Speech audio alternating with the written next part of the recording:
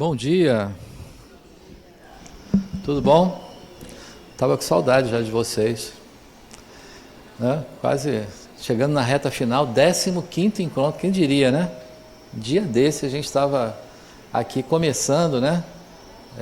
E falando aí as diretrizes de como seriam, né, os nossos encontros e tal, e agora a gente já está entrando na reta final, porque a partir da semana que vem já é o bloco, né, da saideira, né, da ascensão, vamos dizer assim, né? Porque todo mundo aqui passa a ser espírito superior, né? Porque vai para o ciclo 2. Agora é superior porque o ciclo 2 é lá no terceiro andar, entendeu? É mais alto. É só por isso que é espírito superior, né? Aqui a gente continua, né? Espírito terrestre, né? Bom, gente, 15º encontro e ontem, olha, na semana passada a gente começou um módulo, vamos dizer assim, um bloco de aulas que fala sobre as leis, né?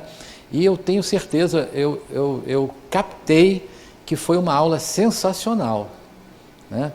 Captei assim na energia que vocês estão transmitindo agora, que o Edu brilhou como sempre brilha, porque ele é campeão, mas eu sei que a aula foi sensacional. Então a gente não vai, manter a régua nessa altura, né, no nível dele é difícil, mas a gente não vai deixar essa energia cair. E aí eu queria hoje começar contando uma história para vocês, uma metáfora, mas que se relaciona com o nosso trabalho, conosco, com o que estamos fazendo aqui, né, nessa jornada, né? Na semana passada vocês viram uma aula sobre as leis de Deus, né? Hoje a gente vai começar, e nas próximas aulas, a gente vai começar a esmiuçar um pouquinho essas leis, porque de uma forma genérica, vamos dizer assim, mais ampla, a gente ouviu o Edu contar sobre as leis. Agora a gente começa a entrar um pouquinho mais a esmiuçar elas, né? E hoje a gente vai falar da lei do trabalho e do progresso. Para cada um de nós, a palavra até trabalho, né, ela tem um impacto pessoal, né, para cada um de nós, progresso também, né, porque algumas pessoas, não sei vocês, mas quando eu trago algumas coisas, eu trago às vezes falando de mim, né, eu mesmo imaginava progresso, eu associava a destino. Olha que loucura, né? Associava a destino, e destino para mim era aquela coisa assim que era tipo Maktub, né, olha isso. Está no destino, vai acontecer e a gente tem que se resignar, né? E depois eu fui entender que nada disso, né? Que são coisas, né, diferentes e que progresso não está ligado a destino, e destino não é aquilo que tem que acontecer, né? É uma coisa que está no âmbito da probabilidade. Passamos por situações que nos fazem aprender com elas. Então, não tem nada Maktub. Mas, o que o trabalho tem a ver com isso? Aí eu vou começar contando uma metáfora, uma historinha sobre um engenheiro agrônomo. Um cara que se dedicou ao estudo das laranjas. E ele começou a estudar, primeiro, sobre que solo, qual seria o melhor solo para que ele plantasse laranjas.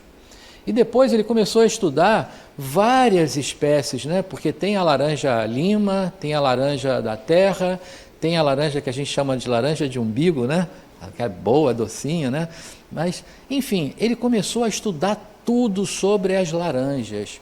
E ele começou até a fazer uma escala de intensidade cítrica. Olha aqui, né? Que estudo fantástico, né? Que curiosidade, né? Porque para que saber, né?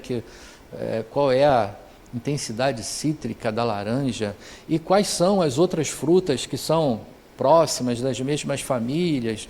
E ele se especializou nisso e estudou tudo da laranja, que vocês imaginarem aí sobre a textura da casca, tudo. O cara aprendeu tudo sobre laranja. Um belo dia, um menino chegou para ele e falou assim: olha, você sabe tudo da laranja? Sei sim. Pode me responder uma pergunta? Posso. Qual é o sabor da laranja? E aí ele ficou, e agora? Ele estudou tudo sobre a laranja, mas ele não provou a laranja.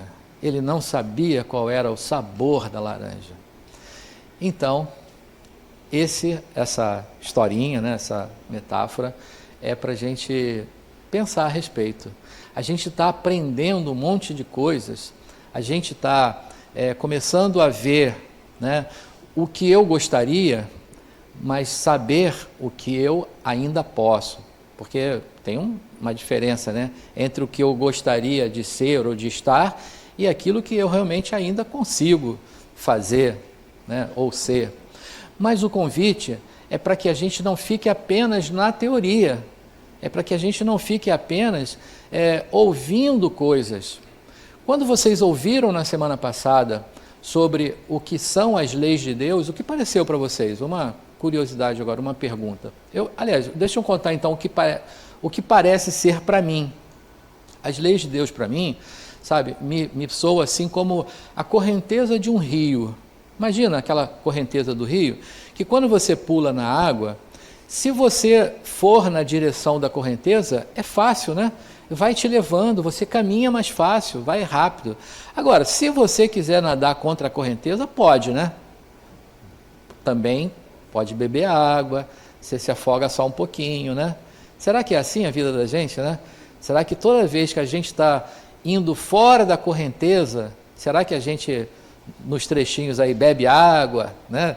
Fica ali meio afogado, até que a gente resolve, até chegar no outro lado da margem do rio, pode ser que seja difícil, isso tem que fazer muito esforço, né? Agora, quando a gente vai no fluxo ali na correnteza, parece que a coisa vai fácil, né? Caminha. Então, eu sinto as leis de Deus assim, né? Como se fosse um fluxo que ajudasse a você seguir, né? Para você ir para o seu caminho. E aí eu queria ouvir, e para vocês, como é as leis de Deus? Como soa isso, ouvir, né? O que é as leis de Deus para vocês? Quem me fala alguma coisa? Aí você está pescando o que eu falei? Quero que você... Deixa eu chegar o microfone em você. Ó, é um caminho, né? Depois volta aqui. Furou a fila e das damas ainda por cima. Olha que coisa, ó. Fica à vontade. Dá o microfone a ela, depois eu falo. Não, eu fui bem resumidinho. Ela falou aqui. Vou repetir o que ela falou, que é para todos ouvirem, né? Ela falou que acha que realmente é um caminho, que é um fluxo, né? Eu ainda brinquei assim, mas aí você está pescando do que eu falei. Se fosse outra... Praticamente isso aí, né? Então, realmente é um caminho a ser seguido, que não existe outro caminho. Porque a gente for contra as leis de Deus, a gente só vai ter sofrimento, dor, e vai aprender, obviamente, com mais dificuldade, aquilo que já é para ser seguido mesmo, porque a nossa orientação é seguir os caminhos de Deus, que é o nosso Criador, que é o nosso Pai. Esse é o caminho. Obrigado. Certo. Agora, ali, Ricardo, mas enquanto o microfone chega lá, agora, ali atrás, levantou o braço. Bom dia a todos. Bom dia. A minha sensação é que as leis que a gente conhece há tão pouco tempo já estavam gravadas em nós. É uma questão consciencial. E toda vez que a gente infringe uma, a gente recebe ou terá que resgatá-la. E isso aí é ir contra o fluxo que você falou. Muito bem, pois é. Então, é isso tudo. E se a gente... Porque eu sei que cada um de vocês aí pensou em alguma coisa. Nem todo mundo levantou o braço para falar, mas todo mundo pensou em alguma coisa. E aí saibam, assim, que todos estão certos. Porque isso não tem certo ou errado, né? É como a gente se sente, né, diante disso. Bom, vamos avançar aqui um pouquinho, porque dentro dessa ideia... Rapaz, tanto tempo que eu não venho aqui que eu já não sei nem como é que usa esse negócio mais. Acho que eu passei demais aqui, deixa eu ver. Não passei não, é assim mesmo. Bom, aí eu pulei ali um detalhe importante, mas eu vou contar para vocês. Essa aula hoje nós faremos, claro, como sempre, né? A todas essas mãos aqui, mas os slides lindos que vocês estão vendo foram feitos pela Tânia, que é a coordenadora do ciclo 1, mas de terça-feira. Eu me apropriei dos slides dela para a gente poder bater esse papo hoje aqui, porque não estava dentro da programação. Como o destino não é nada fixo, né? Então essa aula eu recebi um convite assim, Luiz, sábado que vem você pode fazer aula? Eu posso. Então pronto, estava fora da programação. Então, se fosse nada... a Tânia começava a cobrar, porque tem muito Todo mundo facilitador dando aula em cima dos slides dela. Todo mundo pegou os slides dela essa semana para fazer a aula. Mas enfim, então vamos avançar um pouquinho aqui, né? Como a gente então já entendeu como é que a gente sente as leis em nós, então vamos saber quais são, né? O objetivo geral dessa aula é demonstrar que trabalho é um instrumento eficaz para o progresso social. Quando a gente pensa em trabalho, não sei vocês, mas às vezes eu já penso assim, segunda-feira, né? Então a gente associa logo, né, ao trabalho que a gente faz, trabalho profissional, né, o trabalho... Mas a gente vai hoje ampliar um pouquinho isso, porque não é só isso, né? Trabalho é muito mais. Então a gente vai ampliar um pouquinho essa ideia e talvez até diminuir o frio da barriga, né? De pensar assim, trabalho, a gente já pensa segunda-feira, não, vamos ficar tranquilo, porque isso é importante também. Bom, e quais são os objetivos específicos, né? Demonstrar que os sistemas sociais e econômicos vigentes no mundo são obra de nível evolutivo do homem e que as desigualdades existem e que as desigualdades que existem são a sua consequência. Então, não é o trabalho o responsável. Às vezes a gente diz assim, pô, fulano tem um trabalho tal, aí a gente já vincula a profissão, né? A que realiza aquele trabalho.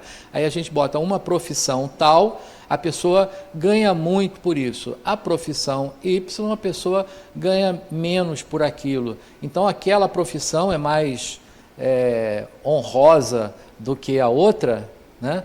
O que vocês acham? Não. De forma alguma, né? Então, absolutamente. E isso é necessário e cada um desses componentes são fundamentais dentro de uma sociedade. Aí o outro objetivo, mostrar que o trabalho é uma necessidade e que sua natureza está relacionada com o nível de evolução do ser humano. Ninguém pode pensar em não trabalho, ou não tem como existir não tendo um trabalho qualquer na nossa vida, no nosso desenvolvimento. Mostrar que é inevitável o progresso e que é o único destino imutável que existe, né? Que é progredir. Então, se tem algo que a gente possa dizer, olha, isso aí não tem como não acontecer, é isso, é a evolução, é o progresso. Então, o Espiritismo tem uma característica importante, né, que eu considero muito importante, fundamental, é que ele diz assim, olha, todo mundo vai evoluir, todo mundo, todos, né, Kardec diz que todos nasceram simples e ignorantes, mas fadados à perfeição. Então todo mundo vai evoluir. Agora, a escolha dessa marcha é nossa. Se eu trabalhar, olha o trabalho aí, se eu trabalhar mais em prol do meu desenvolvimento, vou andar mais rápido. Se eu trabalhar menos, vou andar mais devagar. Se eu não trabalhar, o que acontece? Nada. Sabe, já ouviram falar que tem uma mão do amor que se chama dor? Essa mão te empurra. Sabe por quê? Porque não tem como ficar parado. Eu acho que é Alcione, agora fui buscar longe aqui, né? Que diz que pedra que muito se muda não cria limo jamais, né? Então, mas se ficar parado, cria limo. E aí essa mão do amor, chamada dor, vai te empurrar. E aí você sabe o que acontece? A gente, pensando nas leis de Deus, a primeira coisa que a gente faz e diz assim, oh meu Deus, por que isso está acontecendo comigo? Não é assim que a gente faz? Por que isso está acontecendo comigo? Daqui para frente, sabe o que a gente vai fazer? A gente vai perguntar assim, para que isso está acontecendo comigo? E aí, quem sabe, a gente vai ouvir a voz, né, do Criador dizendo para você, para que você aprenda algo com essa situação. Porque não há nenhuma situação na nossa vida que não haja um propósito de educação, que a gente não vá aprender. E as leis vêm para colocar um caminho, um fluxo nisso, né? Para que nos ajude nessa educação que precisamos, né, desenvolver. E, por fim, demonstrar que o Espiritismo representa um progresso para a humanidade. Destruindo o materialismo, ele marcará a época. Interessante. Vamos ver isso, né? Tem algumas questões que, por exemplo, vocês já devem ter ouvido, né? Diz assim, o Espiritismo é a terceira revelação. Já ouviram isso? Não? Então, a terceira revelação de Deus. Porque houve uma primeira revelação que foi em Moisés, né? Lá quando ele sobe lá no monte e escreve, né, a primeira psicografia, né, de efeito físico, né, de escrita direta na pedra, né, a tábua lá do Decálogo. Então, a primeira revelação de Deus. Aí depois teve uma segunda, que foi Jesus, né? Não vim para revogar a lei, mas para que ela seja cumprida. Então, Jesus traz a aliança, né, do amor, né, vem falar do amor e tal. E aí, disse que o Espiritismo é a terceira revelação. Então, que ele vem, não destitui as outras manifestações de Deus, mas vem dizer, olha, façam, experimentem, né, vivenciem, né, tragam para as suas vidas isso que foi dito, né, por Jesus e então pelas revelações anteriores. E quais são essas leis? As leis de Deus, ou divinas ou naturais, elas são harmônicas e constantes, elas são gerais e universais, quer dizer, não tem privilégios regionais, aqui se aplica, ali não, é para tudo e para todos, sem atribuição de crenças, religiões, épocas ou culturas. A finalidade é a educação do espírito. Então esse é o propósito. Mas a gente entende essa lei perfeitamente? Não. E o que muda, elas são imutáveis, mas o que muda é o nosso entendimento a respeito delas. Então, num determinado momento da vida ou época de evolução do ser, a gente agiu de uma forma sob a mesma lei, porque era o nosso entendimento, era a nossa forma, né, de pensar e de agir. Em outro momento, a gente, sob a mesma lei, o nosso entendimento mudando, a gente vai também alterando isso. Mas a lei não muda, ela é... Agora, então elas não obedecem à moral social, a qual se modifica de tempos em tempos, são eternas, imutáveis e visam o equilíbrio e a evolução universais. Acho que a gente fazia aula com slide que não é nosso, né? Acho que ali tem um S a mais ali, mas visam o bem e a felicidade, não a punição. Isso é importante. Não é o porquê Deus está acontecendo comigo, mas para que isso está acontecendo comigo? Para que eu aprenda alguma coisa com essa situação. Bom, e aí, essas leis, como lá no Decálogo, são 10 mais evidentes. Talvez sejam mais, mas essas são as que a gente consegue perceber agora. Primeira, a lei de adoração. Segunda, a lei de trabalho. A gente vai falar sobre ela hoje. Terceira, lei de reprodução. Quarta, lei da conservação. A quinta, da destruição. A lei da sociedade, a lei do progresso. O trabalho e o progresso, a gente une ela nessas aulas, porque nós teríamos que ter 10 aulas, então, né, para falar de cada uma delas. Então, a gente une algumas para que a gente possa, como o trabalho e o progresso estão intimamente relacionados, a gente traz as duas juntas. E aí, a lei da igualdade, a lei da liberdade, igualdade e liberdade a gente vai ver no sábado que vem, inclusive. E a lei de justiça, amor e caridade, que talvez seja, na minha opinião, a base de todas elas, né? Porque não tem como você realizar trabalhos na sua vida sem amor. Não tem como você buscar a conservação, a reprodução, a liberdade sem amor. Então, base para todas elas. Não tem como estar sem a última presente em todas elas. E quais são as diferenças entre as leis de Deus e as leis dos homens? Primeiro, as leis humanas, elas são mutáveis no tempo. Então, algo que agora a gente pensa, amanhã essa lei está revogada já, ou sai uma outra alteração e mudou porque mudou o contexto. As de Deus são imutáveis e intrínsecas ao Espírito. As humanas têm um caráter punitivo, as sanções da lei são punitivas, né? As de Deus têm o caráter educativo, é o para quê e não o porquê.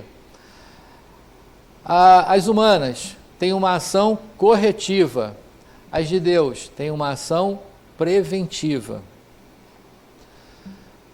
Bom, acho que eu corri um pouco demais, porque eu contei uma parte do que nós vamos fazer hoje para vocês, mas não contei tudo.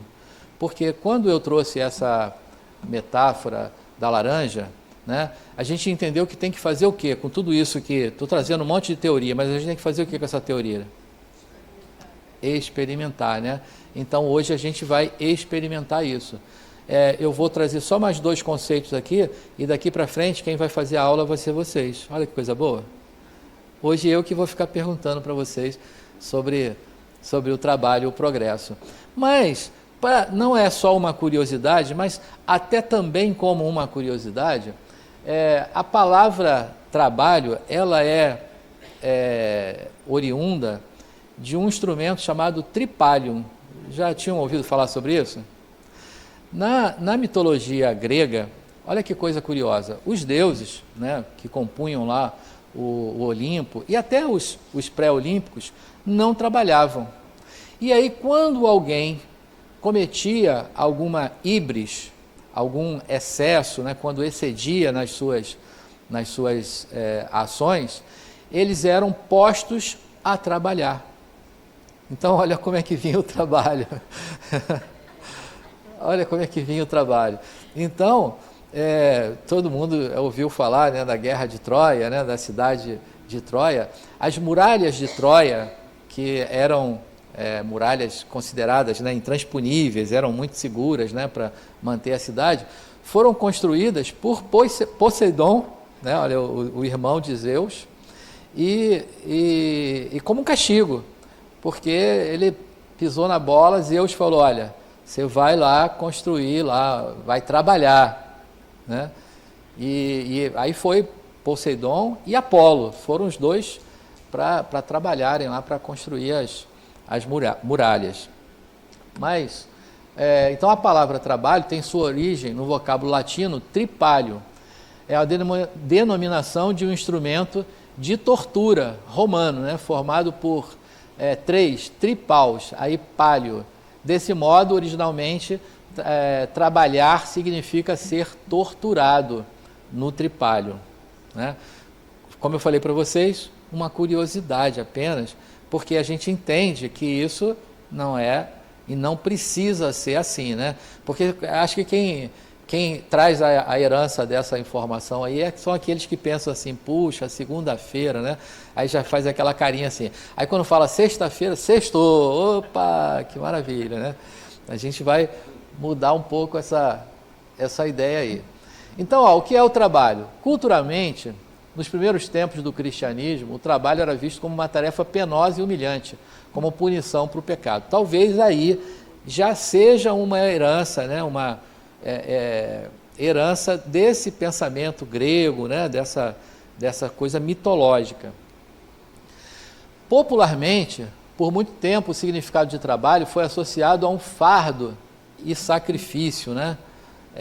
Ainda que a gente use essa palavra sacrifício, mas já que a gente está falando de origem das palavras, sabe o que significa sacrifício? Quem é que sabe me dizer?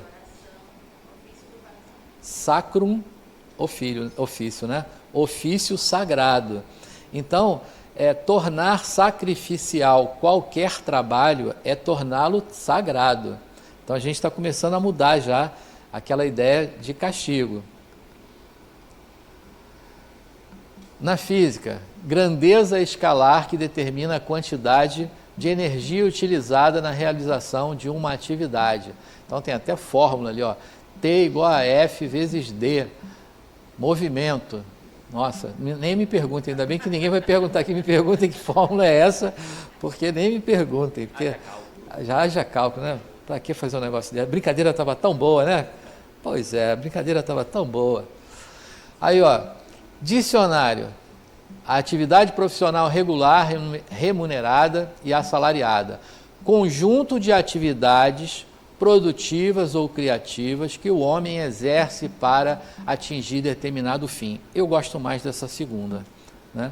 Não que a primeira tenha menor valor, porque é claro que qualquer atividade de trabalho profissional tem sim todo o direito de ser remunerada, bem remunerada por isso. Isso é ético, né, que seja dessa forma.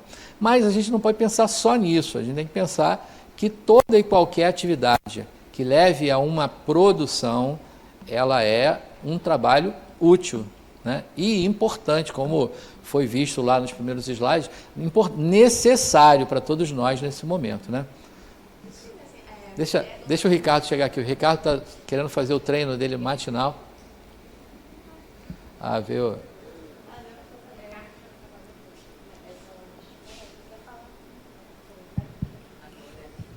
Bom dia, gente. É só Bom um dia. desabafo, porque até hoje você ouve pessoas dizendo, não é o meu caso porque eu trabalho fora, mas a dona de casa, lá, fulano não trabalha.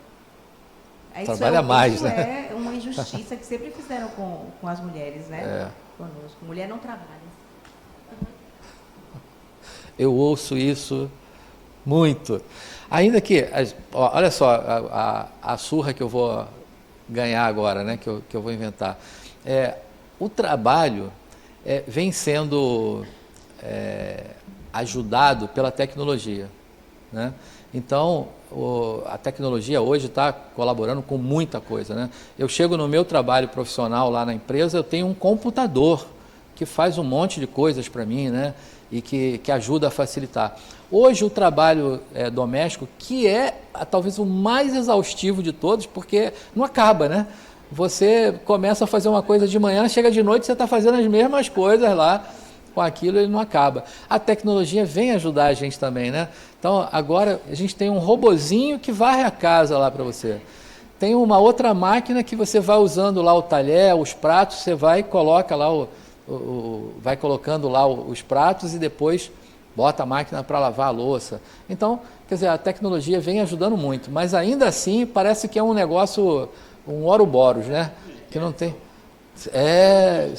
Rapaz, você foi longe agora, você viu isso, não vale a pena ver de novo, porque não era nem nascido, o Jackson é do meu tempo, ficava assistindo lá aquelas coisas lá, os robozinhos arrumando a casa, né, lavando. Então hoje a gente está quase vivendo isso aí, né, porque tem uma ajuda já importante, né, nos trabalhos. Mas a gente pegou o trabalho de casa, mas não é só o de casa não, os trabalhos da vida também, a tecnologia vem ajudando muito, né? Muito mesmo. Nessa semana na faculdade, a gente estava com uma discussão lá e que não teve fim, ninguém chegou numa conclusão. Acabou o horário da aula e a gente ficou sem conclusão sobre a IA, a inteligência artificial. Porque em vários ramos, né, profissionais, né, o cara fala assim, olha, agora eu não preciso mais ir para a faculdade, porque você pega lá, você faz uma pergunta para a IA e ela te responde lá. A gente estava num grupo lá, numa aula de psicologia, e a gente fez uma pergunta lá para a inteligência, para que ela fizesse uma interpretação baseado numa teoria. A gente falou, olha, interpretação tal, de acordo com a teoria tal. O que veio ali era um trabalho pronto, um negócio fantástico. E no finalzinho ainda vem um texto assim, olha, não considere isso, é o texto de uma inteligência artificial, mas aquilo ali estava perfeito.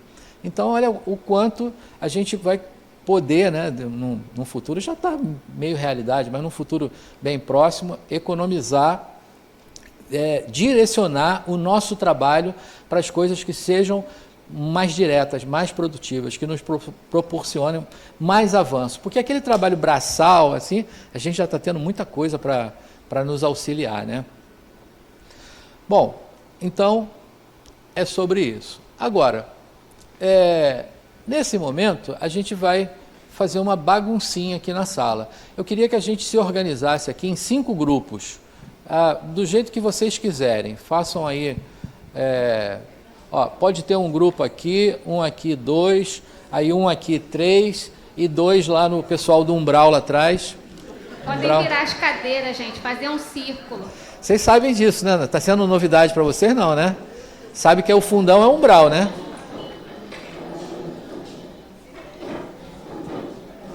Só vira as cadeiras. Depois a gente arruma.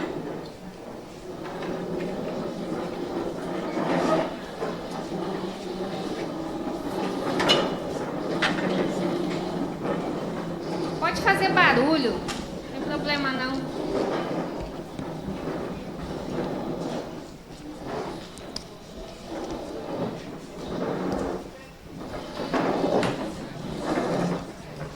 Eu queria contar uma coisa para vocês.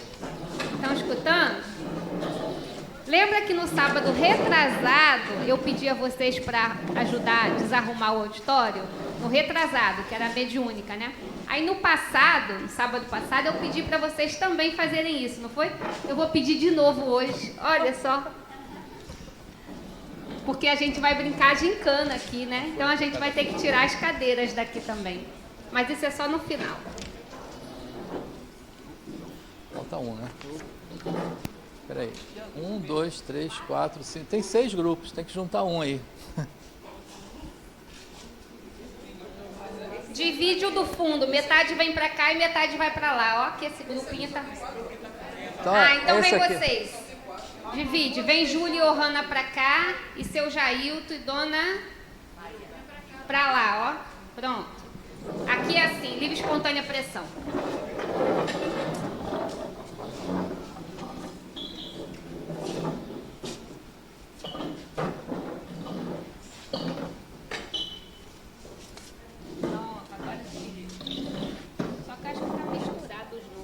Aqui é grupo o quê?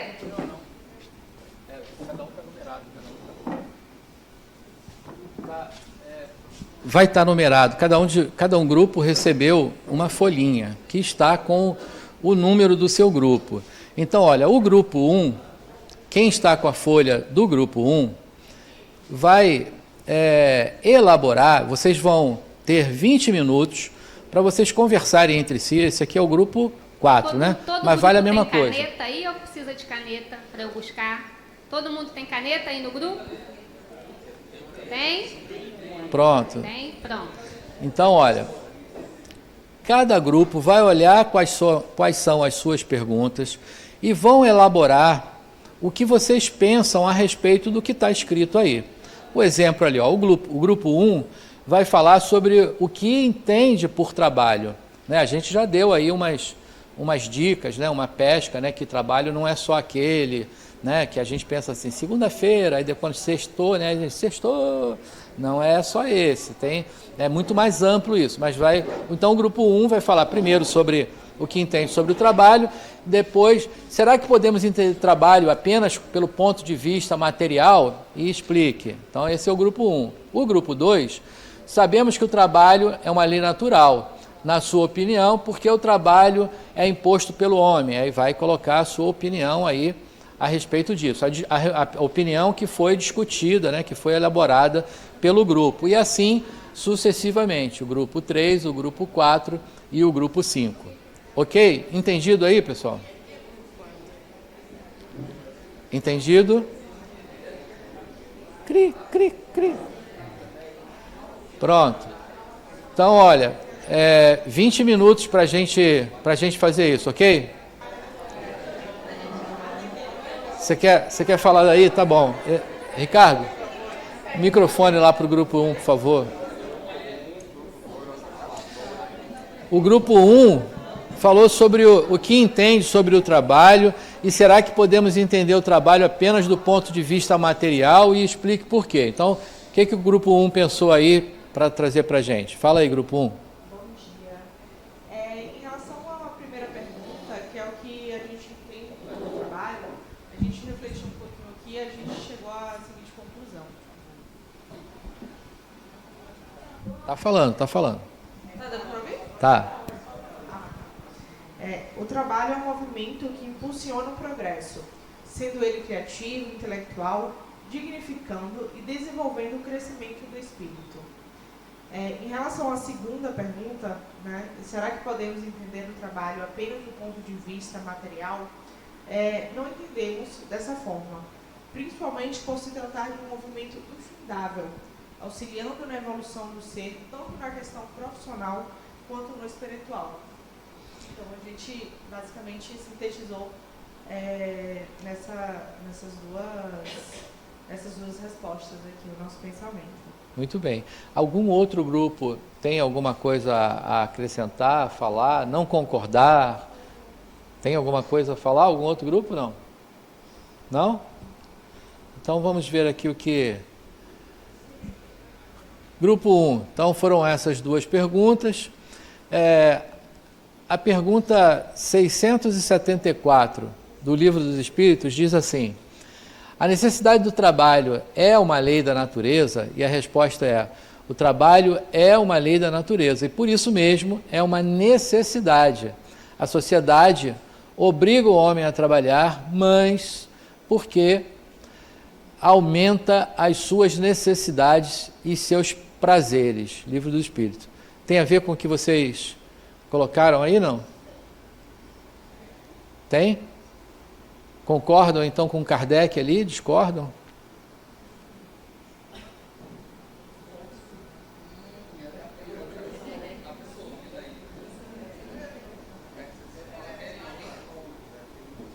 Ok? Vamos ver o que mais.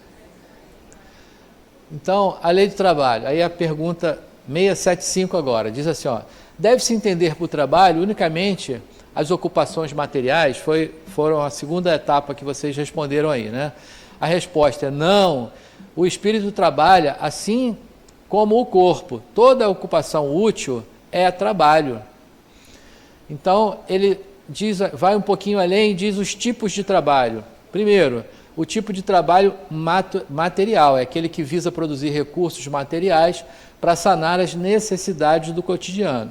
Mas você tem o trabalho moral, que é todo o trabalho que respeita a regra e a boa conduta, os princípios éticos são seguidos e a atenção é gerar valor e melhorar a qualidade de vida das pessoas envolvidas na atividade. E o terceiro, ele considera o trabalho espiritual, então, feito através de vibrações que nos conectam com espíritos desencarnados que atuam em um outro plano astral. Concordam com isso aí? Alguma coisa diverge do pensamento de vocês, não? Algum outro grupo tem alguma questão a acrescentar, adicionar, não concordar? Pois não, deixa aqui, Ricardo. Concordar plenamente. Quem sou eu na fila do pão para discordar de Kardec? Mas eu queria só acrescentar... Desculpa, quando eu falo não concordar, é porque, Kardec, ele escreveu isso para a gente há quase 160 e tantos anos. Então, a gente não é uma questão de discordar, mas de contextualizar, de atualizar, né? Porque algumas coisas, não foi o caso, mas algumas coisas a gente pode trazer para a nossa realidade, né? Então, eu vou acrescentar, né, com a permissão, de que nossa busca na evolução espiritual também é um trabalho. Perfeito. Muito bem. Que eu acho que ali, porque na verdade, assim, em linhas gerais, né, ele dividiu ali em 3 grupos de trabalho. Eu acho que ali o trabalho espiritual está mais ou menos abarcando aí essa ideia, né? Bom, o grupo 2, quem foi que... acho que ainda tem aqui do grupo 1 ainda, que é falar do trabalho espiritual. Então, a vida social, é porque aquela ideia, quando a gente fala do trabalho espiritual, nos leva a um outro pensamento, que é aquele pensamento de que lá na vida espiritual, né, nas cidades, não tem trabalho, né? Aí eu acho que quando a gente falou da aula 9 aqui, que foi a aula que falou da vida nos planos espirituais, a gente trouxe aquela novela, né, A Viagem, lembra, né? Que tem aquela cena lá de um gramado, né? E o coelhinho saltitante ali naquele gramado, que dá a impressão que é um negócio assim que não tem nada para fazer, né? ledo engano. A gente acha que, né, o trabalho é constante, a gente vai trabalhar o tempo todo. Aliás, tem aquela coisa assim, né, que quando a pessoa morre, o corpo morre, a gente diz assim, não, o fulano agora descansou. Olha, ledo engano, não tem nada disso. Pois é, vai encontrar trabalho, né? Então, os preguiçosos de plantão que se cuidem, porque não tem esse negócio não. Então, escolas, hospitais, locais de repouso, de lazer, de preparação à reencarnação, né, de estudos, desenvolvimento espiritual, produção, conhecimento espiritual. Então, assim, o trabalho está envolvido ali em tudo. Aí, agora sim, o pessoal do grupo 2. Qual foi o grupo 2? Aqui. Quem é o porta-voz aí do grupo 2 que vai nos trazer as suas reflexões? Gente, na verdade, só você, porta-voz, porque minha letra é linda e ninguém conseguiu entender. Então, assim, a primeira pergunta foi: sabemos que o trabalho é uma lei natural. Na sua opinião, por que o trabalho é imposto ao homem? Assim, discutindo aqui com a equipe, cada um deu uma contribuição e a gente fez algumas afirmações, como nós concordamos que realmente é uma lei natural ao homem, mas ele tem uma utilidade extremamente importante é a nossa própria vida, né? Trabalho é vida, foi uma frase que foi dita aqui. E porque faz parte da evolução do homem, é um processo educativo, né? E essa é uma lei, né? E ela interage com as outras leis, confirmando aqui, né, o que o nosso professor Luiz já falou aqui hoje, e nos coloca no fluxo da vida. Foi dito, né? Achei muito interessante aqui de um colega. O trabalho nos coloca no fluxo da vida. O trabalho é uma oportunidade de autorrealização, e a questão que a gente conversou muito sobre isso e exemplificamos, né, e meditamos sobre isso aqui rapidamente, é que o trabalho, para ser uma autorrealização, ele não depende da posição e da remuneração, para ser efetivamente um meio de evolução. Então, não importa se você é um médico, se você é uma pessoa dos serviços gerais, você ali tem uma oportunidade de evoluir. E que é a questão que a gente discutiu aqui, porque não está ligado ao nível do trabalho, nem do salário, né, da remuneração, porque a gente vê muito médicos, às vezes, que atendem mal, está ali infeliz, né, e muitas vezes você vê pessoas de serviços mais básicos que está ali transpirando felicidade e dignidade, né, que eu sempre associo o trabalho à questão da dignidade do homem. Então, foi isso aqui que a gente discutiu. Desculpa. A segunda, eu achei que a gente ia ter que fazer aqui uma psicografia, fazer receber alguma orientação espiritual, mas na verdade todo mundo, eu estava angustiada, mas aí todo mundo falou assim, opa, então foi mais simples inclusive do que a outra. E acho que já teve um pouco de spoiler ali, Luiz. Então nós concordamos, a pergunta é: será que em mundos mais evoluídos e aperfeiçoados o homem é submetido às mesmas necessidades de trabalho? Já teve um spoiler ali, nós vimos que acertamos. E a explicação é que, ou seja, é sim, né? E na espiritualidade também continuamos em evolução. O processo educativo continua, somos espíritos imperfeitos. Muito Foi bem. mais simples do que a primeira. Do que se imaginava, né? Fluiu. Pois é. E o pessoal dos outros grupos aí, concordam com os pensamentos deles aqui? Alguém tem algo a complementar, atualizar, a não concordar? Alguma coisa ou não? Tá todo mundo bonzinho, né? Ninguém quer... Opa, Juliana. Deixa eu chegar o microfone aqui, Juliana. Pronto. Eu discordo da 2, né? Por uma palavrinha, né? Ou duas. Será que em mundos mais evoluídos e aperfeiçoados o homem é submetido às mesmas necessidades? As mesmas necessidades, eu acho que não. Mas ao trabalho, sempre, né? Uhum. Mas as necessidades devem ser totalmente diferentes das nossas, né? A gente entra na escola e aí precisa aprender lá o primeiro nível, né? Aí você aprende a contar até 10. Aí depois, no segundo nível, a gente aprende a somar aqueles números. Aí depois você aprende a diminuir, a dividir, a multiplicar. E assim, até que você chega num ponto que você consegue ter uma equação, né, matemática, e consegue entender. Então, são níveis diferentes de necessidades de aprendizado. e o trabalho impondo cada uma dessas questões, né? Muito bem, concordo. Alguém mais, não? O silêncio é um sim, né? Então ninguém mais. Bom, então olha só, a pergunta 674, ela vai falar disso também, ó, que a necessidade do trabalho é uma lei da natureza. O trabalho é uma lei da natureza e por isso mesmo é uma necessidade. Então a sociedade obriga o homem a trabalhar, mas porque aumenta as suas necessidades e os seus prazeres. Então, de fato, já tinha essa resposta, né, já tinha dado um spoiler do pessoal do grupo 1. E a 676 vai dizer assim, por que o trabalho é imposto ao homem? Né? Olha a resposta, é uma consequência de sua natureza corpórea, é uma expiação e, ao mesmo tempo, um meio de aperfeiçoar sua inteligência. Sem o trabalho, o homem permaneceria na infância da inteligência, da inteligência. Tá errado isso, da inteligência, né?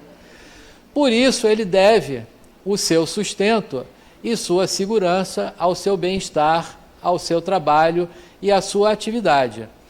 Ao que é demasiado fraco de corpo, Deus deu a inteligência para compensar, mas é sempre um trabalho. Então, olha, apropriado a cada um de nós, né, a necessidade do trabalho estará inserida para o nosso desenvolvimento. Para uns, né, os trabalhos mais que exigem mais esforço, para outros mais intelecto, mas nenhum é melhor ou pior do que o outro. Todos têm a sua real necessidade e importância, né? A pergunta 678 diz assim, ó, nos mundos mais perfeitos, talvez chegue na questão da Juliana agora, nos mundos mais perfeitos, o homem é submetido à mesma necessidade de trabalho? Será que seria assim? E a resposta é, a natureza do trabalho é relativa à natureza das necessidades. Então, o que falamos? Então, quanto menos necessidades materiais, menos material é o trabalho.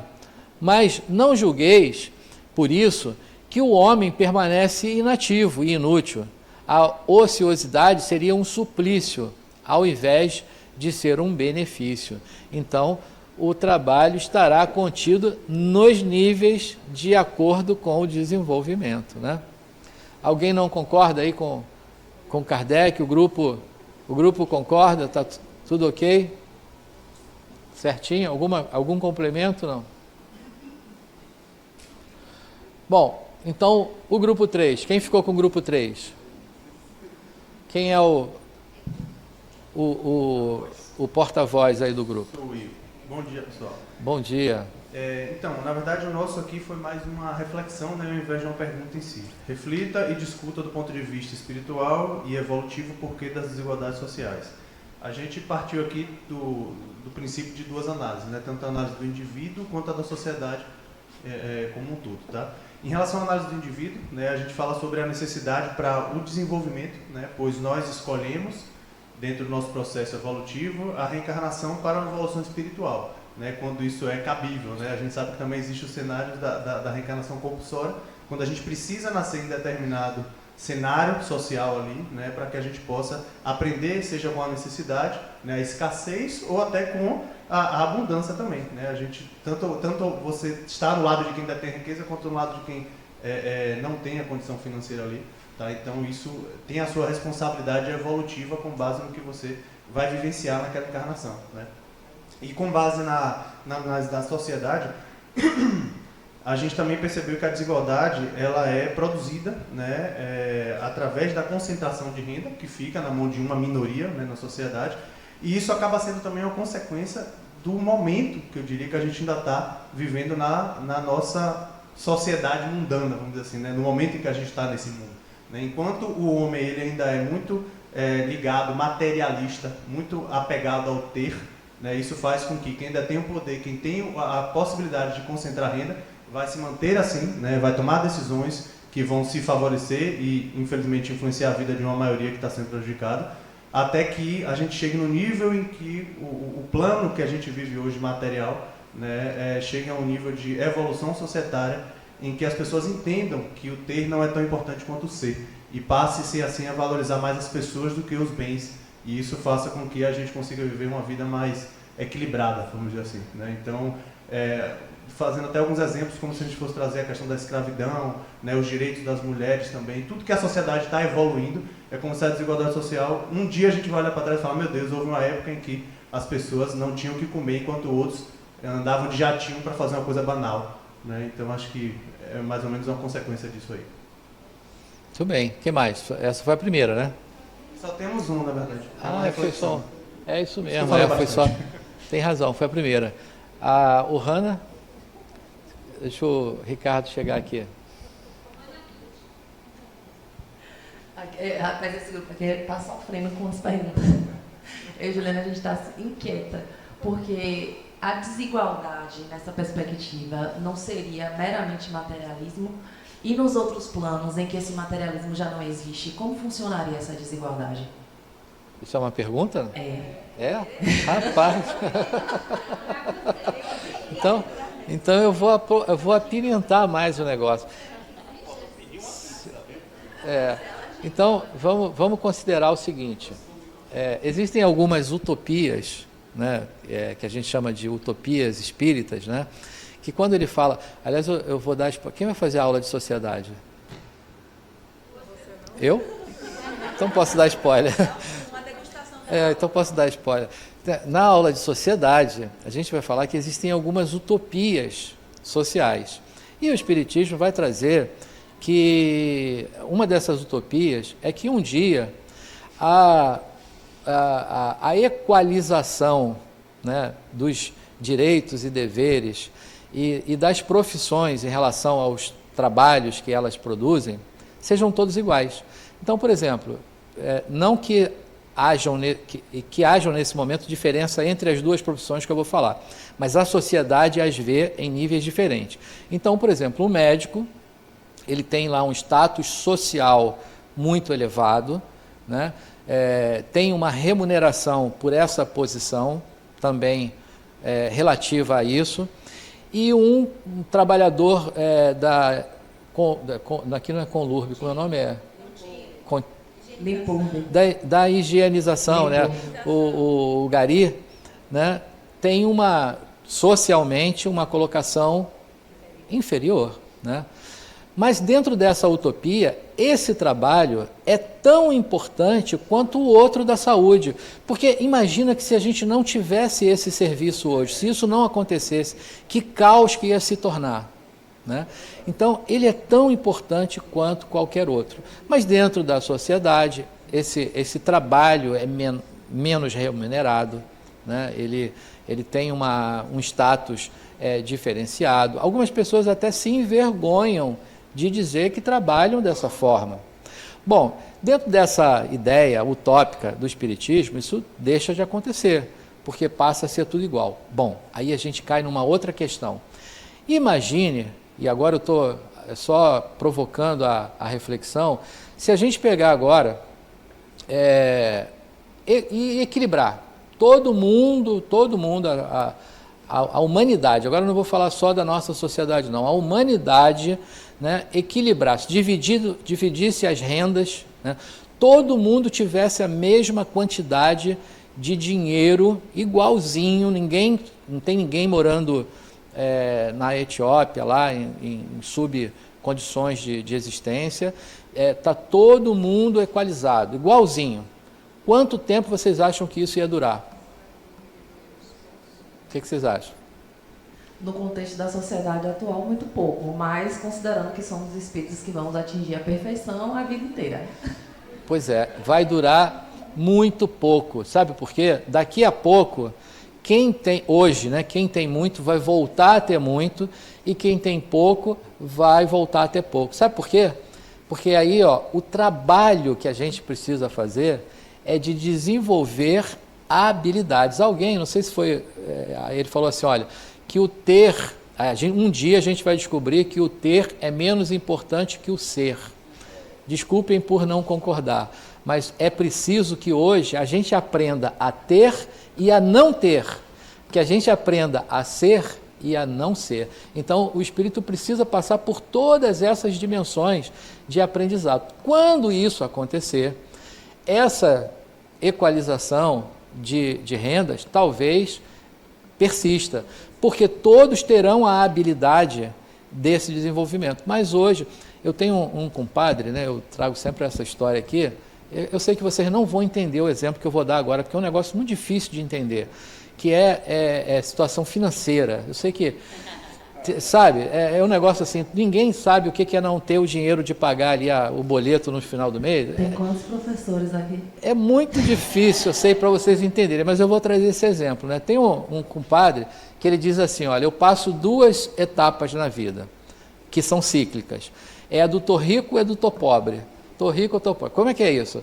Quando ele está rico, é porque ele está com os cartões de crédito em dia, está tudo certinho, ele está lá com o trabalho, ganhando dinheirinho, está tudo certo. Aí, ele vê lá, a insinuante nem existe mais, né? Vou dar um exemplo aqui. Aí ele vai lá no carnezinho da insinuante, lá de 30 vezes, né? Sem juros, e compra um negócio. Aí vem um outro negócio lá, e cartão de crédito, não sei o quê. Aí quando vê, ele está lá com as contas até, né, assim, com pontinha do nariz para fora, respirando, né, se afogando ali nas despesas.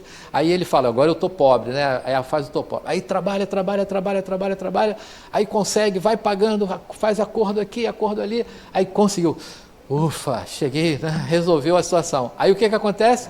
Já tenho lá o limitezinho no cartão, vou lá, pimba, meto o cartãozinho lá, e aí ele entra de novo. Então ele vive, ó, tô rico, tô pobre, tô rico, tô pobre. O que está acontecendo? Está acontecendo que ele ainda não aprendeu a lidar nessa dimensão. Tem algo que ele precisa ainda aprender com essa dimensão. Como eu falei para vocês, é muito difícil vocês entenderem isso, porque eu sei que ninguém aqui, né, passa por algo semelhante, né? Mas assim, e quando as coisas são cíclicas, quando elas aparecem várias vezes, é a melhor dica, olhe para isso, né? Olhe para essa dimensão. É aí que está o para quê, é aí que está a importância de vivenciar, de experimentar a laranja, que é aprender a lidar com essa situação. Quando isso acontecer, vamos para as nossas utopias lá, né? Quando isso acontecer, aí sim, aí a humanidade vai poder ter isso equalizado, e essas diferenças sociais não acontecerão, porque todos estaremos dentro de um patamar de habilidade, todos habilidosos em todas essas dimensões. Mas nesse momento a gente precisa trabalhar para isso, né? A importância do trabalho, trabalhar para desenvolver essas habilidades que ainda não temos.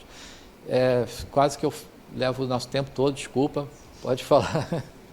Eu acho que a realidade do Brasil, na verdade, que tem esse reflexo dessas diferenças gritantes sociais.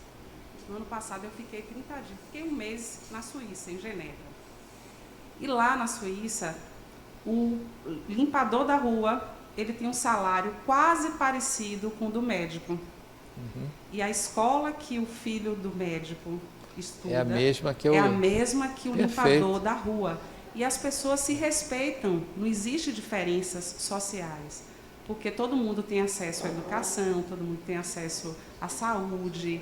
Então, eu vejo que na Europa, quem teve a oportunidade de viajar e visitar, é bem diferente aqui do Brasil, porque eles não dão tanta importância ao ter.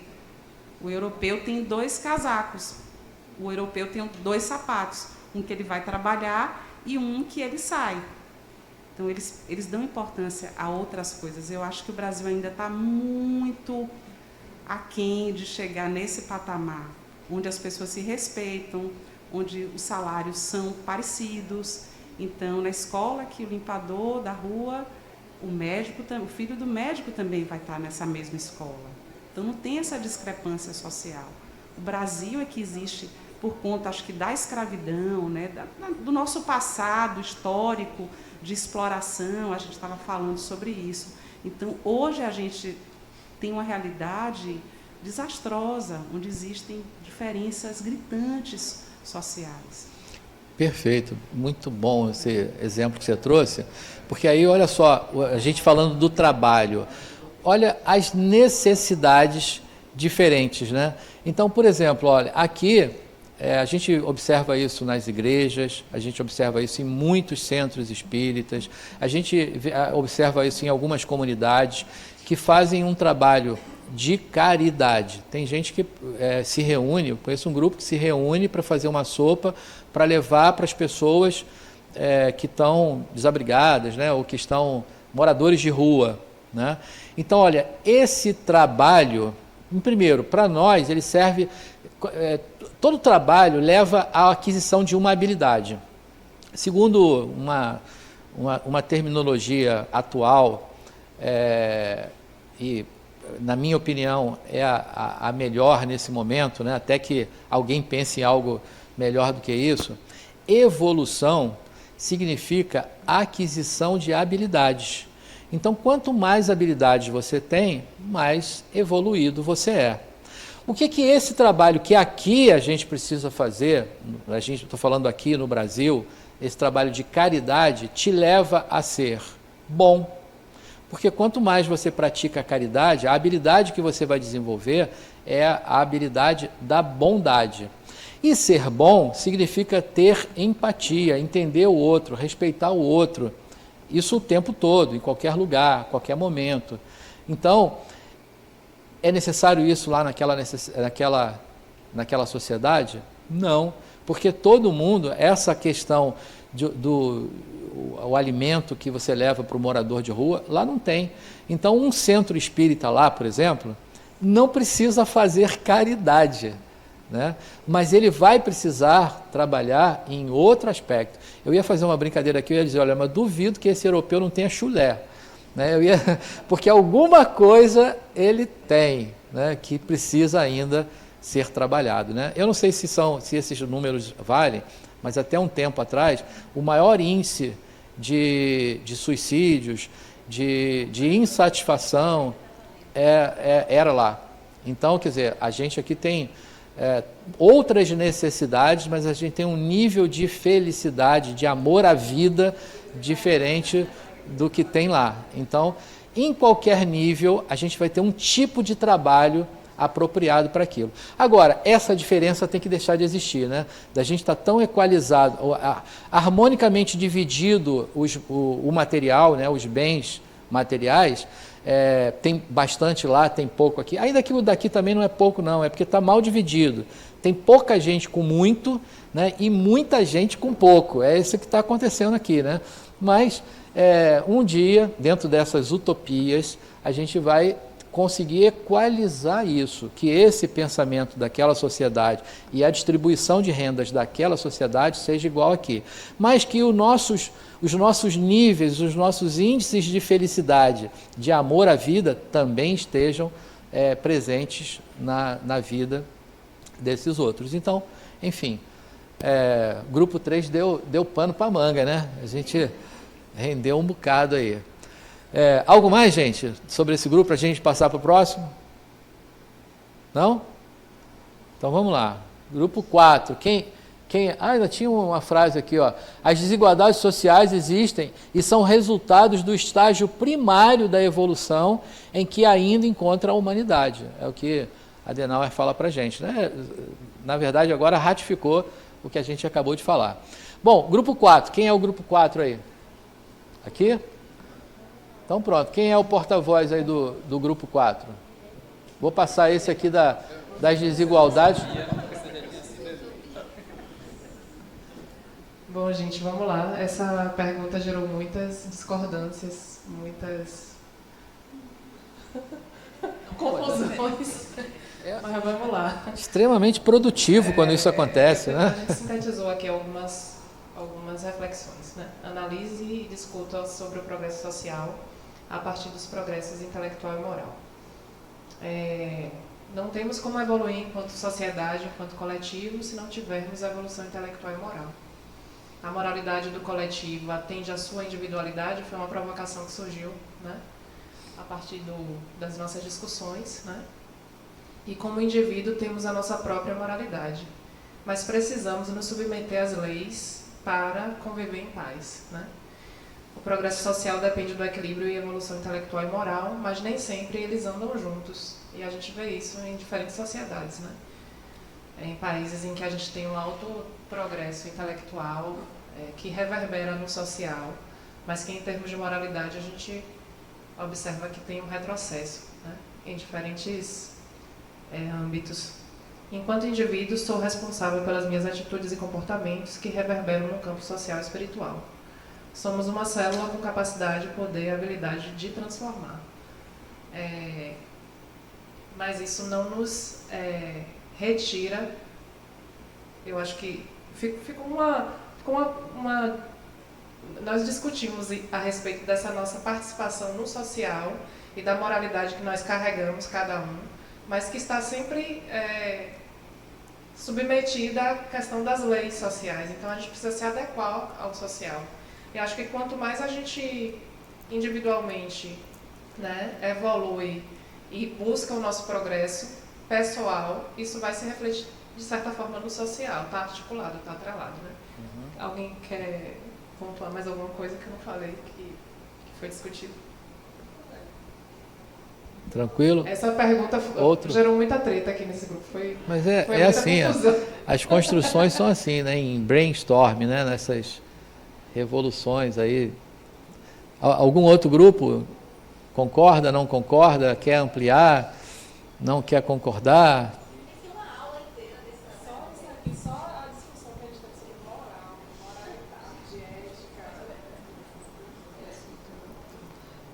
A gente, na minha opinião, a gente só consegue o progresso social se a gente progredir intelectual e moralmente. Porque é a partir daí que a gente vai ter boas atitudes, né? Boas ações que vá contribuir para o progresso social. Entendeu? Para o coletivo, exatamente. Então, sem o progresso intelectual e moral, a gente não consegue o progresso social, não. Muito bem. Tem uma historinha que eu contava ela muito antigamente, depois eu parei de contar, porque um dia um aluno falou assim, então quer dizer que nós vamos virar anjo, nós vamos crescer asas? Eu falei, não, isso é só uma imagem figurativa, né? Porque o anjo é aquele ser alado, né? Que tem 2 asas. E eu gosto de contar que para que nós nos tornemos anjos, a gente precisa construir as nossas asas. E uma dessas nossas asas é a asa da moralidade. E a outra asa é a asa da intelectualidade. Agora, essas 2 asas não crescem igual. A gente vai desenvolvendo e, às vezes, uma asa cresce mais do que a outra, né? E aí a gente consegue ver pessoas que têm uma intelectualidade avantajada, são realmente inteligentíssimas, cultas, né? Invejável, né? Mas moralmente, né, muito aquém daquilo que... E aí alguém falou assim, a gente vê em outras sociedades, não precisa ir longe não, vamos para Brasília ali que a gente já vai ver, né, muito intelecto avançado, mas moralmente, né, muito a desejar. Por outro lado, a gente também encontra muitas pessoas de moral, né, lá na frente, né, na pole position, e intelectualmente ainda aquém do restante do grupo. Ou seja, então a gente vai encontrar pessoas que avançaram, e quando a gente está falando de moral, na verdade a gente está falando seria mais apropriado falar de ética, né? Mas a gente está falando, porque a moral está dentro de um contexto social, etc., restrito, mas a gente está falando de ética, mas é porque é assim que está nos livros, né? Então, tudo que envolve a ética e a moral, tudo que envolve o intelectual está dentro dessas asas. Agora, quando uma asa está crescida e a outra está pequenininha, consegue voar?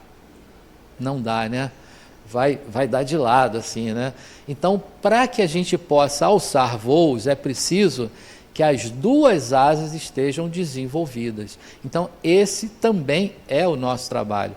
Agora, a gente não vai conseguir, talvez, numa encarnação só, por isso, olha que maravilha, né? As oportunidades que a gente tem. E uma encarnação só a gente desenvolver as duas asas. Pode ser que numa a gente vá trabalhar muito mais um aspecto, e aí aquele aspecto está ali bem sedimentado em nós, aí numa outra oportunidade a gente vem para trabalhar outra, e assim seguir o desenvolvimento até que a gente possa alçar voos, né? Até que a gente possa chegar ao voo do espírito, né? Denal escreveu um livro sobre isso, né? Então, é isso aí. Enfim, eu fiz só um parênteses aqui para falar sobre esse avanço. Agora, é fundamental entender nesse aspecto que toda e qualquer evolução ou avanço que haja para a sociedade, ele precisa começar numa célula que é cada um de nós. Então não tem como ter, né, que você acabou de falar, não tem como ter um avanço social. Quem aqui pisa na grama ainda? Pois é, a gente vê a plaquinha lá, não pise na grama, e a gente vai lá e pisa na grama, né?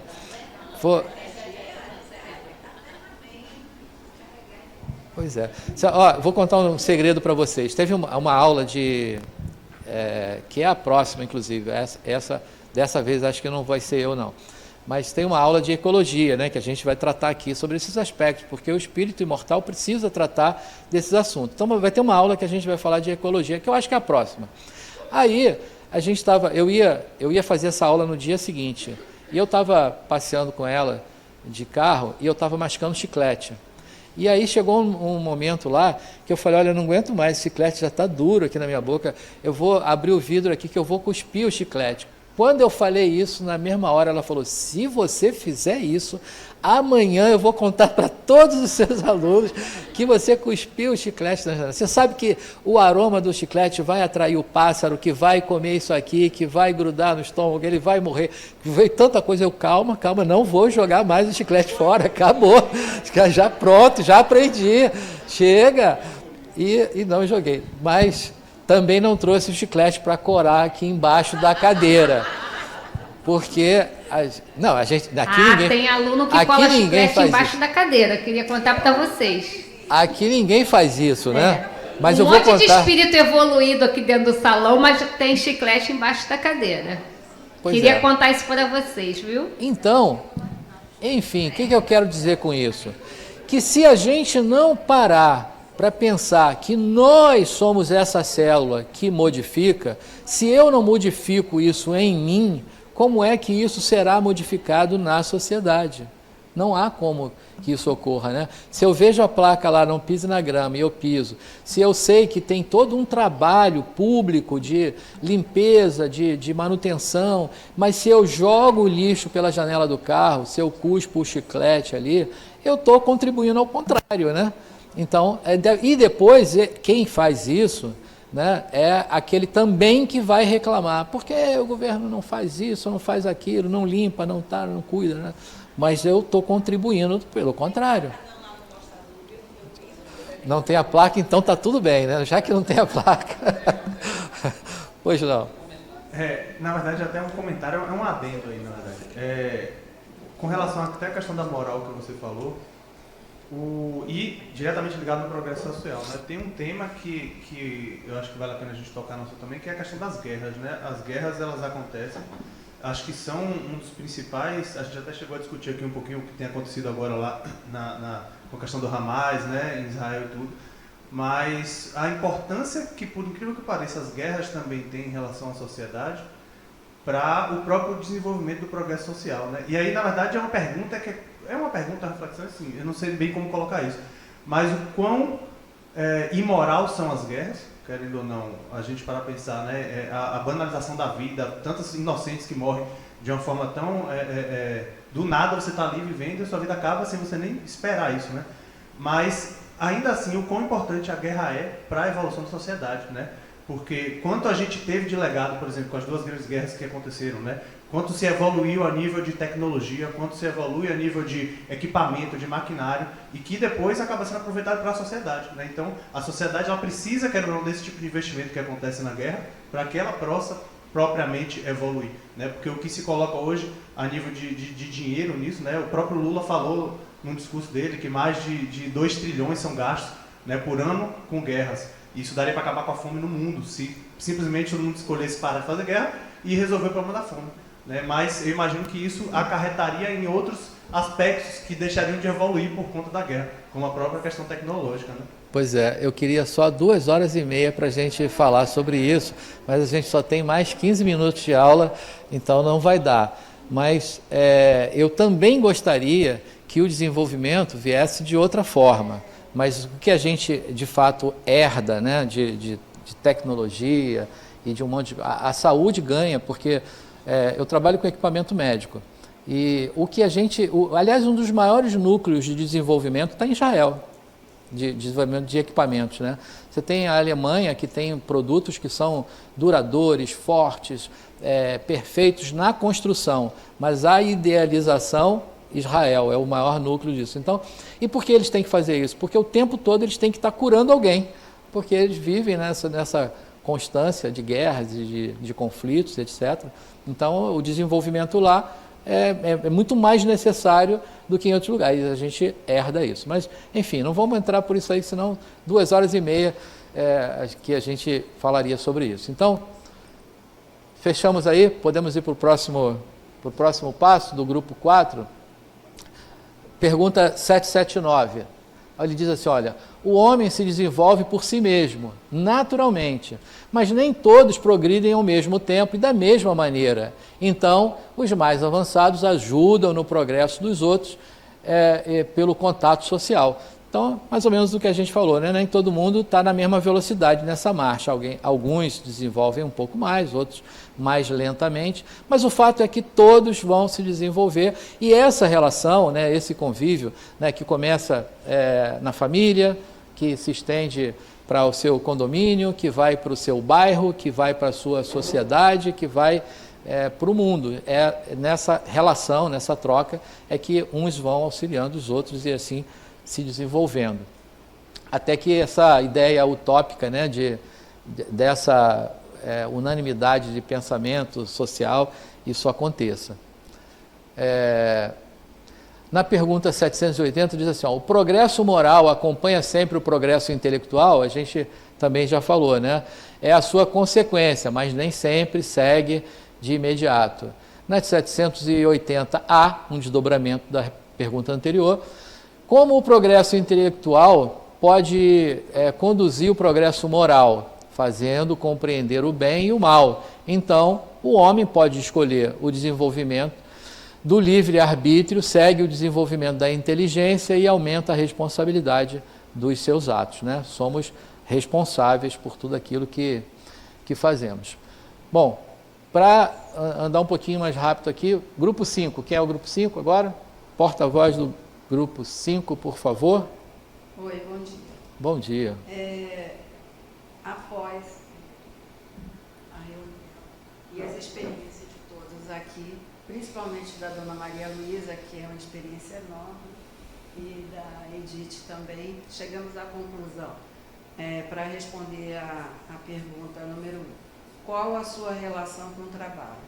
Então, foi um consenso de todos que o trabalho dignifica, coloca em prática as habilidades, forma de aprendizado para a evolução do ser humano. Entendemos também que o trabalho está ligado à sobrevivência e que, em geral, é necessário se lançar no mercado de trabalho para sobreviver. E, posteriormente, buscar as realizações e vocações. Nessa sequência. Primeiro a sobrevivência, depois as realizações e vocações. A pergunta 2, vocação e financeiro. Chegamos à conclusão que a vocação nem sempre traz retorno financeiro. A pergunta, necessidade do espírito versus matéria.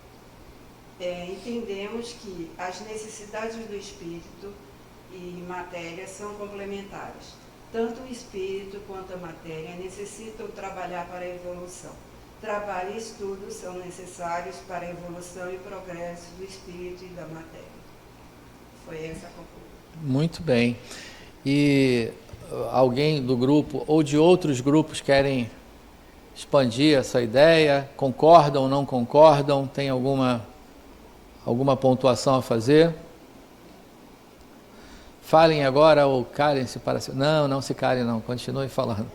Mas a oportunidade é agora, não? Ok, então vamos ver lá o que Kardec falou para isso. Primeiro, para trabalhar, o ser humano sai em busca de profissões, motivado pelo ganho financeiro, com que elas possam retribuir, muitas vezes esquecendo-se de sua vocação e de suas necessidades evolutivas. Qualquer profissão é digna e o fruto do seu trabalho deverá concorrer não só para um ganho pessoal, como para o progresso social. Bom, também a gente já falou sobre isso em outras pontuações. Mas, de fato, quando a gente sai e vocês pontuaram isso de forma enfática, né, que há uma relação com a sobrevivência, né? Então, vocês mencionaram, né, que o trabalhar é necessário para sobrevivência. Então, Maslow tem aquela pirâmide, né, das necessidades básicas, né, e o trabalho devia estar inserido ali, será? Como uma dessas necessidades, né, para que a gente entenda esse movimento, para que todas as outras coisas sejam alcançadas, né? Então, bom, enfim, vamos avançar aqui, senão eu vou dar de novo o spoiler do próximo. Então, na nossa relação com o trabalho, você está trabalhando com aquilo que sempre desejaram?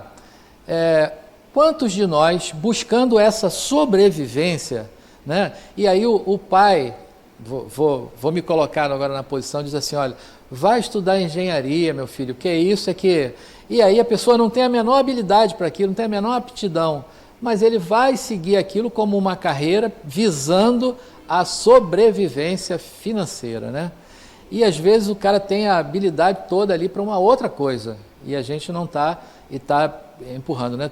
Ou aquele, eu, por exemplo, eu tenho um filho que ele vê sangue de longe e ele já está aqui, né? Como é que vai mandar estudar medicina? Mas não tem jeito, porque ele não consegue ver sangue, então não dá, tem que buscar as suas habilidades, né?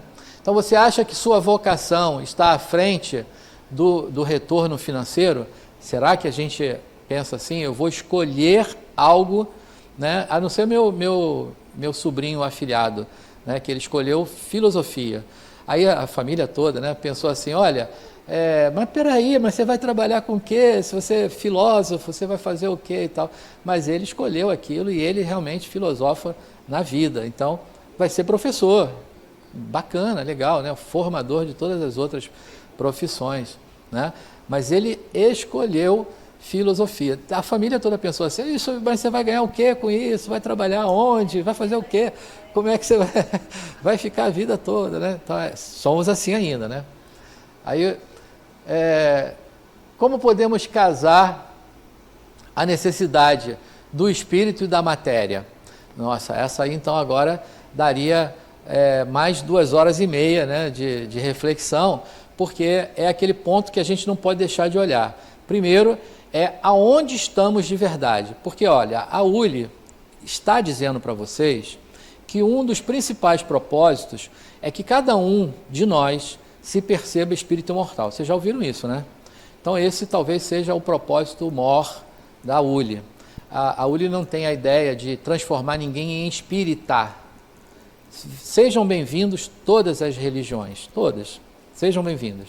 Mas que ao final do curso, cada um se perceba espírito. Esse é o ponto, é o cerne da questão. Bom, vocês já sabem disso, então saber que eu sou espírito imortal, a gente já sabe. Agora, o quanto eu ainda não vivo a vida de um espírito imortal é a nossa reflexão nesse momento.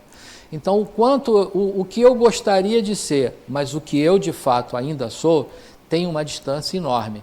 E o nosso trabalho, né, nosso tema hoje é trabalho, o nosso trabalho é tentar se aproximar disso, do que eu gostaria de ser e o que eu realmente sou, né? Porque tem uma diferença grande. Bom, aí uma reflexão sobre o trabalho. Somente o nosso trabalho coletivo pode engrandecer ou destruir o organismo social. Só o organismo social pode tornar-nos individualmente grandes ou miseráveis. É o que diz Emmanuel no livro Roteiro. Os alfabetos do século XXI... Desculpa, não ouvi? Os analfabetos. O que eu falei? Rapaz, ato falho. Na psicologia a gente já fala, isso é ato falho. Tem alguma coisa aí de alfabeto, de letra, que eu estou querendo botar para fora. Eu nem percebi, eu fui lendo normal ali. Então, os analfabetos do século XXI não serão aqueles que não conseguem ler e escrever, mas sim aqueles que não conseguem aprender, desaprender e reaprender. Ou você tem uma estratégia própria, ou então você é parte da estratégia de alguém. Isso aqui está me levando ao ciclo 9, hein? Você lembra, né? Está me levando ao ciclo 9. Sabe por quê? Porque lá no ciclo 9, olha o spoiler que eu vou dar agora lá na frente. Sabe qual é o tema do ciclo 9? Planejamento espiritual. Então a gente vai aprender a planejar, a se planejar como espírito. Algumas pessoas receberam aquelas ferramentas de administração lá, aquela matriz SWOT, né? 5W2H, né? Então, essas matrizes todas vão ser aplicadas na própria vida. Olha que coisa. Que nada, a gente tem bastante tempo aí. Ciclo 9, daqui a só 4 anos e meio, não, daqui a 4 anos. Tranquilo, né? Chega já. Né? Então, recapitulando, vamos fechar aqui, né? Estamos chegando ao final. Recapitulando. Primeiro, percepção de que o Espiritismo não pactua com os sistemas que promovem as desigualdades sociais e considera que elas sejam obras dos homens, né? Então, olha, é preciso que esse trabalho seja de cada um de nós. Não adianta a gente reclamar da sociedade, é preciso que a gente faça a nossa parte para que isso se modifique. A percepção de que o trabalho é a única forma de evoluir do ser humano, entendido ele de todas as maneiras possíveis. Então, entendido ele, o trabalho, né? De todas as maneiras. A gente trouxe, Kardec traz 3 possibilidades ali, o espiritual, o social, o pessoal, mas a gente já entendeu bem isso. Entender que o progresso é inevitável e que jamais o homem retrocede a sua marcha. Então, está aí também algo importante. Ninguém retroage a sua evolução. Uma vez aprendido aquilo, é seu. Você não vai perder outras encarnações, você já vem com aquela habilidade. Ninguém volta, né? Não damos uma de caranguejo aí, ninguém anda para trás, é sempre para frente. Percepção de que as teses espíritas são um avanço para a humanidade e que elas se tornarão crença geral. Bom, esse nosso encontro de hoje busca promover em cada um de nós o desejo, a vontade, a clareza de que o trabalho é fonte de vida. Acho que alguém falou isso aqui, né?